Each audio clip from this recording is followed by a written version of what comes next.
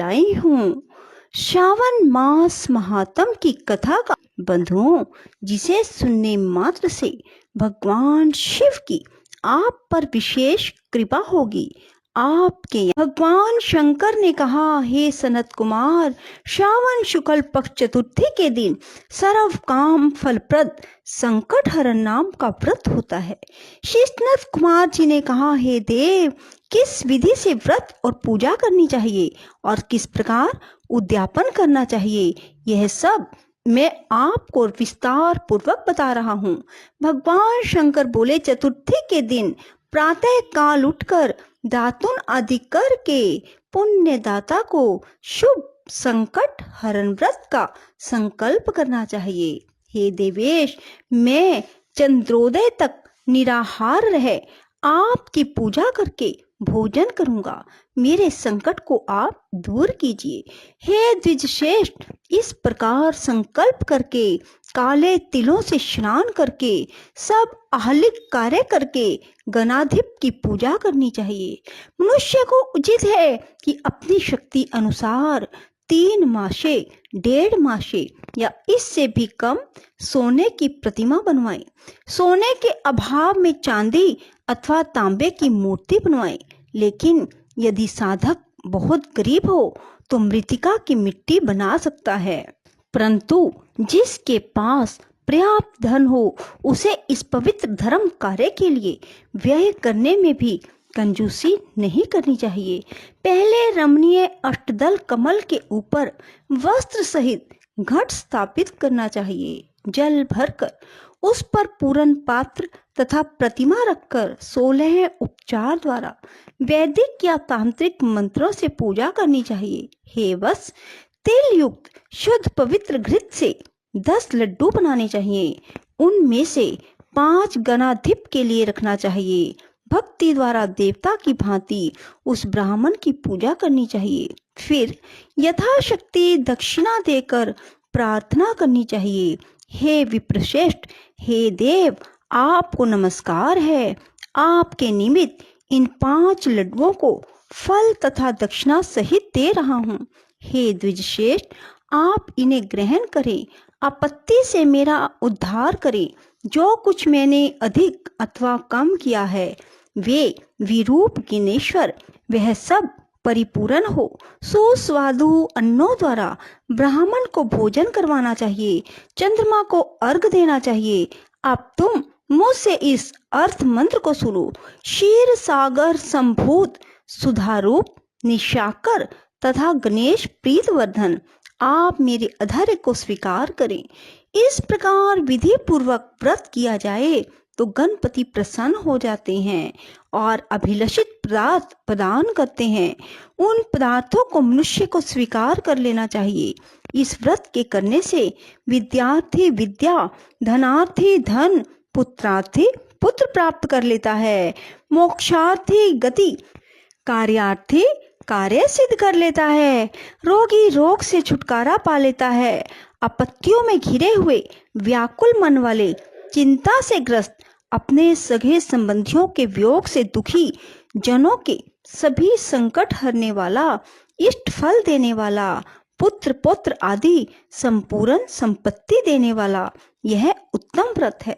अब मैं तुम्हें पूजा तथा जप के मंत्र बतलाता हूँ।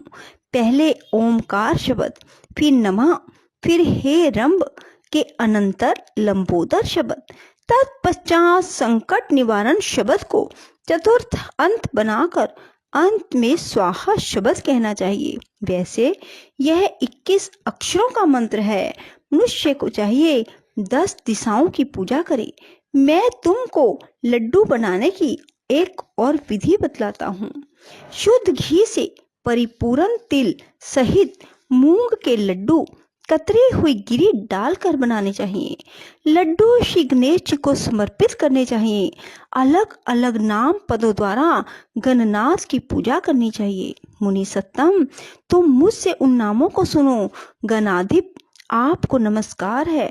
उमापुत्र, अघनाशन, एकदंत, दंतवक्त्र, मूषकवाहन, विनायक, ईशपुत्र, सर्व सिद्धि प्रदायक, विघ्नराट, स्कंद गुरु, सर्व संकट नाशन, लंबोदर, गणाध्यक्ष, गोरे मंगल, संभव, धूम्रकेतो, भालचंद्र, असुर मर्दन, विधान निधान, विकट और शुभ करण, आपको नमस्कार है। इन 21 नामों द्वारा गणेश जी की पूजा करनी चाहिए। भक्ति द्वारा विनम्र हो प्रसन्न मन से देव की प्रार्थना करके कहना चाहिए, हे विघ्नराज उमापुत्र अघनाशन, आपको नमस्कार है। मैंने आज अपनी शक्ति के अनुसार जिस कार्य के लिए आपकी पूजा की, उससे आप मुझ पर प्रसन्न हो, मेरे मन की सभी इच्छाओं को पूरा करें। हे प्रभु, आपकी दया से ही मैं सब कामों को कर पाया हूँ। मेरे शत्रुओं की बुद्धि का नाश और मित्रों का अभ्युदय करें। इस प्रकार प्रार्थना करके अष्टोत्तर शत होम करना चाहिए। व्रत की समाप्ति के लिए लड्डुओं का बायना देना चाहिए। फलों से युक्त 7 लड्डू रखकर कहना चाहिए, गणेश की प्रसन्नता के लिए यह मैं ब्राह्मण को दे रहा हूँ। फिर उत्तम कथा सुनकर बड़ी अच्छी तरह से अर्घ दो। हे सत्तमे, आगे दिए मंत्र से 5 बार चंद्रमा को अर्घ देना चाहिए। क्षीरो दानव संभूत, अग्नि गोत्र संपुत भूत, शशिन रोहिणी सहित मेरे दिए हुए इस अर्घ को स्वीकार करें। फिर क्षमा प्रार्थना करनी चाहिए। जो देव ब्राह्मणों को भोजन करवाने के बाद बाकी रह जाता हो, उससे स्वयं भोजन करना चाहिए। ऐसा ना कर सके तो भोजन यथामुख करना चाहिए। इस प्रकार 3 या 4 मास तक विधि द्वारा व्रत करना चाहिए। 5वें मास में साधक को भली भांति उद्यापन करना चाहिए। साधक को पहले व्रत कुंड की शक्ति अनुसार प्रतिमा बनानी चाहिए। भक्त को चाहिए पहले वाली विधि से पूजा करके सुगंधित चंदन नाना प्रकार के फूलों द्वारा पूजा करनी चाहिए। समाहित होकर नारिकेल फल से अर्घ देना चाहिए तथा ब्राह्मण को फल संयुक्त वाहन दान करना चाहिए। सूप और पायस दक्षिणा सहित गणेश को सोने की मूर्ति लाल कपड़े से वेष्टित कर ब्राह्मण को देनी चाहिए। व्रत समाप्ति के लिए 5 सेर तिल देना चाहिए। क्षमा प्रार्थना करके कहना चाहिए, विघ्नेश इससे प्रसन्न हो। इस प्रकार उद्यापन करने मात्र से ही अश्वमेध यज्ञ के फल की प्राप्ति होती है, सारी इच्छाएं पूरी होती हैं। सनत कुमार, मेरे कहने से पूर्व पार्वती ने इस व्रत को 4 मास तक संकल्प की प्राप्ति के लिए किया था। 5वें मास में उन्होंने कार्तिकेय को पुत्र स्वरूप में देखा था।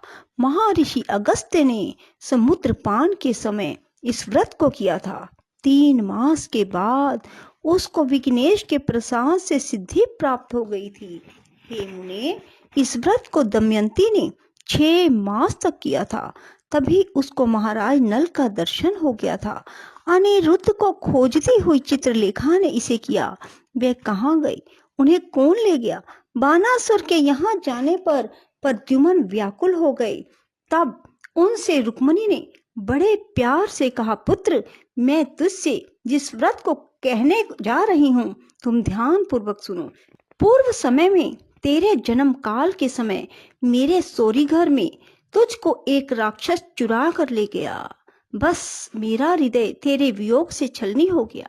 मैं बिलखती थी कि मैं अपने सुंदर पुत्र का मुख कब देखूंगी।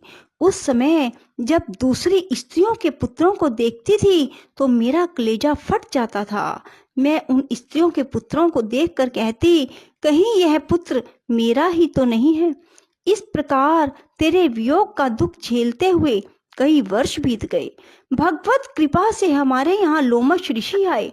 उन्होंने मेरी दशा देखकर मुझे संकट चतुर्थी का व्रत करने का आदेश दिया।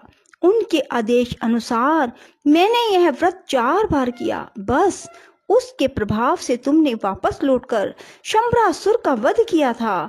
यदि तुम भी इस व्रत को विधि पूर्वक करोगे तो तुम्हारे पुत्र का भी पता चल जाएगा, वह घर वापस लौट आएगा। हे तात, माता के आदेश अनुसार प्रद्युम्न ने भी गणनाथ के प्रसन्न अर्थ इस व्रत को किया। उसी समय नारद जी ने आकर उसको बताया कि अनिरुद्ध बानासुर पुरी में है। उसी समय प्रद्युम्न बानासुर की नगरी में गए और बानासुर को सैन्य सहित जीतकर अपने पुत्र को पुत्र वधु सहित ले आए। प्राचीन काल में दूसरे देवताओं ने भी विघ्नेश के प्रीत्यर्थ इस व्रत को किया।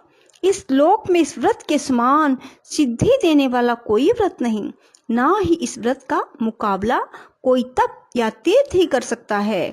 अधिक कहने से क्या लाभ, कार्य की सिद्धि के लिए दूसरा कोई व्रत नहीं। इस व्रत का उपदेश नास्तिक अभगत शठ को नहीं देना चाहिए।